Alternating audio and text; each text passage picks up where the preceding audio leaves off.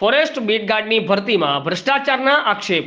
Forest beat guard ભરતી 2022ની પરીક્ષા ફેબ્રુઆરી 24માં લેવાઈ હતી. 823 જગ્યા ખાલી હતી. 2 દિવસ પહેલા 30/7ના થયું પરિણામ જાહેર. શિહોર તાલુકાના આજુબાજુ ગ્રામ્યમાંથી આશરે 50 વિદ્યાર્થીઓએ આપી હતી પરીક્ષા. ભૂતકાળની પરીક્ષામાં પીડીએફ, જનરલ ઓબીસી તેમજ જનરલ ઉમેદવારના માર્ક તેમજ કેટેગરી વાઇઝ રિઝલ્ટ જાહેર કરાયું હતું. તો પછી આ પરીક્ષામાં શું કામ ખાલી પાસ થયેલ વિદ્યાર્થીના નામ જાહેર કરવામાં આવ્યા છે? જેથી વિદ્યાર્થીઓની માંગ છે કે ભૂતકાળમાં જે પ્રમાણે રિઝલ્ટ જાહેર કરાયું હતું એ જ રીતે જાહેર કરવામાં આવે. પરીક્ષામાં કયા પ્રશ્નમાં માર્ક્સ વધ્યા કે ઘટ્યા તે પીડીએફમાં જણાવવામાં આવે તેમજ સીબીઆરટી પદ્ધતિ નાબૂદ કરવામાં આવે. આજરોજ તમામ વિદ્યાર્થીઓ એકઠા થઈ મામલતદારને ભ્રષ્ટાચાર થયેલના આક્ષેપ સાથે સરકારની અમુક પોલિસીના લીધે વિદ્યાર્થીને થતું નુકસાન હોવાની આવેદનપત્ર આપીને જણાવ્યું હતું.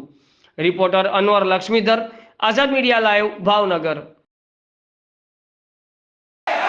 ભ્રષ્ટાચારી સરકાર, ભાજપ સરકાર, વિદ્યાર્થીઓની સાથે છેડા કરવાનું બંધ કરો, બંધ કરો. વિદ્યાર્થી સાથે છેડા કરવાનું બંધ કરો.